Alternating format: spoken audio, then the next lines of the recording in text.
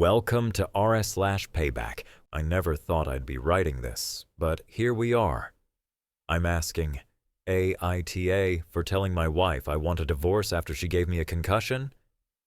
It sounds extreme, but let me explain. After a normal day, a simple argument spiraled out of control. She threw a small cardboard box at me, hitting the side of my head.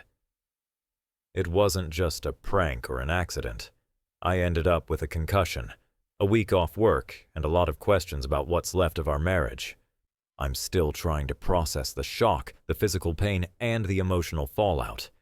This wasn't a one-time incident either. It's been a long, slow buildup of tension, control, and fear. I need to know, am I the asshole for wanting to leave after this? Should I try to make this marriage work or protect myself and my kids before it gets worse? My wife and I have been married for nearly 8 years. When we first met, everything seemed perfect. We shared a love for kids, humor, and building a life together. We had 2 children, and for a while things were good. We balanced work, parenting, and home life in a way that made me feel hopeful about our future. However, over time, the relationship started to change. The warmth faded slowly but surely. Conversations that used to be full of laughter and support became arguments or cold silences. She grew distant, and I felt like I was walking on eggshells more and more often. It wasn't just emotional distance. Small frustrations turned into sharp words, and I began to feel like I was failing her or not measuring up. At first, I thought it was just stress or tiredness from parenting, but the pattern stuck. The emotional disconnect made me question if we still had anything left to fight for. I tried talking to her, but she brushed off my concerns or accused me of being too sensitive. The first signs of real dysfunction were subtle but unsettling. A look of contempt here, a dismissive tone there. Little cracks appeared, and the foundation of our marriage began to shake. The fights started to happen more often, sometimes out of nowhere. Arguments that once were rare became the norm. At first, it was verbal. Sharp comments, belittling jokes disguised as humor, constant criticism. She would accuse me of not doing enough around the house, not caring for the kids properly, or being emotionally unavailable. These verbal attacks wore me down over time. I felt trapped in a cycle of trying to prove myself, only to hear that I wasn't good enough. She often threatened divorce during fights, using it as a weapon to control or hurt me emotionally. I didn't feel like I could win, and honestly, I was scared of what she might do next. There were a few moments when things escalated physically, though nothing serious enough to cause injury. A shove here, a thrown pillow there. I never reported anything, hoping it was just a phase or stress talking. But every time the violence crept in, I took a step back, feeling smaller and more powerless. Despite the emotional and occasional physical tension, I kept hoping for change. I told myself the love we once had would return. I tried counseling a couple of times, but she never committed fully. The fights left bruises on my heart that no one could see. That day started like any other. I woke up early, made breakfast for the kids, and helped get them ready for school. After dropping them off, I spent most of the day cleaning the kitchen, washing dishes, picking up toys, and tidying the living room. Later, I put our daughter to bed before going to the living room to play with our son. I was trying to keep the house in order because I wanted to help. I wanted to show I cared. But as the day went on, I noticed my wife's mood growing darker. She was unusually quiet, then snapped at me several times with little reasons. First, she complained about the way I folded a blanket, then she criticized how the kids were dressed. When I asked if something was wrong, she said I wasn't doing enough since I got home. That hurt, especially since I had spent hours cleaning and looking after the kids. I told her exactly what I'd done, hoping she would understand, but she only grew angrier and started shouting. I tried to walk away and calm things down, heading upstairs to the living room, but before I could get there, something hit me on the side of my head. It was a sealed cardboard box, about 2 pounds, thrown hard from across the room. For a moment, I was stunned. The pain was sharp and sudden, and I felt dazed, unsure if this was happening or if I'd imagined it. The room spun a little, and I struggled to stay on my feet. I couldn't believe what had just happened. As I stood there, trying to process the shock, my wife kept shouting at me. She didn't seem to notice or care about the box she'd just thrown. I tried to ask why she did it, but she just kept yelling, accusing me of being lazy, selfish, and not appreciating her. My head throbbed, and I realized I was dizzy. My vision blurred slightly on one side, and my jaw and neck muscles tightened painfully. I felt nauseous and weak, but no matter how much I tried to explain that I was hurt, she didn't stop. I went to sit down with our son, trying to gather myself. The pain kept growing, like a constant drum inside my skull. After about 45 minutes, the headache was unbearable, and my face felt numb on the right side. I knew something was seriously wrong. I told my wife I needed to go to the emergency room. She shrugged, refusing to help or even seem concerned. That night, I spent hours in the hospital. The doctors confirmed I had a concussion, a mild traumatic brain injury, and warned me to rest and monitor symptoms closely. Despite all this, my wife refused to apologize or admit fault. She claimed it wasn't intentional, saying she didn't mean to hit me that hard and that I was overreacting. Her coldness stung more than the injury itself. I felt alone, scared, and uncertain about what was next. That night, I tried to sleep, but the headache and dizziness made it impossible. I spent most of the time lying in a dark room, listening to audiobooks through headphones because silence was unbearable. I felt vulnerable, physically hurt, and emotionally drained. My wife barely checked on me. When I mentioned the hospital visit, she rolled her eyes and said I was making a big deal out of nothing. It was as if my pain was invisible to her, something to be dismissed.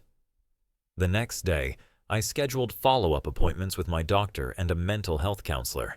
I knew I needed help recovering not just physically, but emotionally. I couldn't go back to pretending everything was okay. I stayed away from my wife as much as possible, giving myself space to heal. She, however, kept pushing for normalcy, asking why I was distant, accusing me of being cold or ungrateful. But I couldn't ignore what happened or the fear growing inside me. After years of emotional abuse and now physical violence, I finally realized things had reached a breaking point. I wasn't safe, not physically, not mentally, and certainly not emotionally. The woman I loved had crossed a line, and I wasn't sure if our marriage could survive it. The days following the concussion were the hardest I've faced in a long time. Physically, the headaches never fully disappeared. Bright lights and loud noises triggered nausea, and I struggled with balance and focus. Even simple tasks felt exhausting.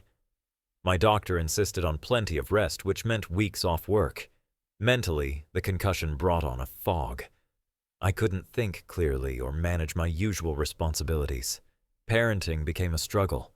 I wanted to be there for my kids, but I was often too tired or dizzy to engage with them fully.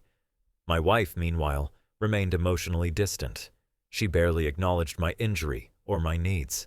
When I tried to talk about how I felt, she would either dismiss me or turn the conversation back to her frustrations.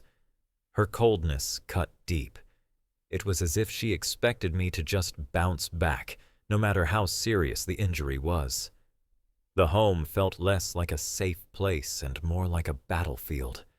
I found myself isolating more, fearful of triggering her anger or indifference. Every day I wrestled with my body's weakness and the emotional loneliness that had become my constant companion. The recovery wasn't just about healing my brain. It was about finding a way to survive a marriage that was breaking apart around me. During my recovery, I had a lot of time to think. I reflected on the years of emotional abuse, The constant criticism, the manipulation, the coldness that had slowly chipped away at my confidence and happiness. I realized I had been trapped in a cycle I didn't fully understand until now. The verbal abuse was bad, but it was the creeping violence that terrified me most. I'd justified it in my head, telling myself it was stress, that she never meant to hurt me physically. But the concussion shattered that illusion. It forced me to see the truth. This was not normal, and it was not okay. What scared me even more was thinking about my children. What kind of environment were they growing up in? Were they learning that this was how love worked? I couldn't let that happen. I wanted to protect them, but I also feared the impact of breaking up our family. I talked to friends and a therapist who helped me untangle the confusion. They reminded me that safety and respect are the foundation of any relationship, and that sometimes walking away is the bravest, healthiest choice. It was painful to admit, but I knew deep down the marriage I once believed in was gone. What remained was damage that couldn't be ignored. After weeks of thought and counseling, I made the decision. I had to leave. I wanted my family to heal, even if it meant breaking it apart. I spoke with close friends for support and gathered my courage to tell my wife. When I told her I wanted a divorce, she didn't react like I expected. Instead of anger or acceptance, she went into denial. She insisted it was a mistake, said we could fix things if I just tried harder. She guilt-tripped me, accusing me of abandoning the family, of being selfish, and of not caring about the kids. Her manipulation was cruel and calculated. She used every word to make me doubt myself. But I held firm, reminding myself why I was doing this. For my safety and for the future of our children. Despite her protests, I could see the cracks beneath her act. The woman I loved had been replaced by someone I barely recognized. It was clear that staying wasn't an option anymore. In the days following the announcement, my wife suddenly shifted gears. The coldness melted away and was replaced by an overwhelming sweetness. She was affectionate, attentive, and tried to convince me we could save our family. But beneath the charm was the same refusal to take accountability. She blamed me for everything. The concussion, the emotional distance, the fights. She accused me of trying to destroy the family just when it was finally coming back together. She pushed for counseling, insisting we see a therapist together. I agreed, hoping it might bring clarity. But even in therapy, she refused to acknowledge her role in the abuse. Instead, she twisted conversations to make me feel guilty or responsible for her pain. It was exhausting. Every step forward felt like 2 steps back. Her manipulation wasn't just about winning an argument. It was about controlling me and making me doubt my own reality. I found myself trapped in a whirlwind of emotions. Part of me felt guilty for breaking up the family, for hurting my kids, for not being the husband she wanted. I wrestled with the fear that I was making a mistake, that maybe I should just stay and try harder. But the other part of me screamed for self-preservation. I couldn't ignore the signs that this wasn't safe or healthy. The abuse had left deep scars, and I feared what might happen if I stayed. I wanted to protect my children from that same pain, but I was terrified of the impact a divorce would have on them. I spent countless nights awake, torn between hope and despair, love and fear. The hardest part was feeling like I was the bad guy for wanting safety and peace. I wanted to be the peacemaker, the nurturer, but I realized those roles had been twisted against me, used as tools of manipulation and control. In my heart, I knew I had to choose safety. But the weight of breaking up my family felt unbearable. It was a struggle I hadn't anticipated, and it still haunts me every day. Eventually, I reached a moment of clarity. The abuse wouldn't stop. The manipulation wouldn't end. I understood that staying was more dangerous than leaving. I told myself that this was no longer a marriage. It was a cycle of pain, fear, and control. There was no going back to what we once had. The woman I loved was lost, replaced by someone I couldn't trust or feel safe around. Accepting this truth was painful, but it was also liberating. For the first time in years, I saw a path forward, a path towards safety, healing, and hope for me and my children. I realized that leaving was an act of courage, not failure. It was choosing life over pain, protection over control. This was my chance to break the cycle for good. So here I am asking you, AITA, for wanting to leave after she gave me a concussion, for protecting myself and my kids from a cycle of abuse. I never wanted to tear my family apart, but sometimes safety must come first. Is it wrong to choose peace over pain? Am I the bad guy for saying enough is enough?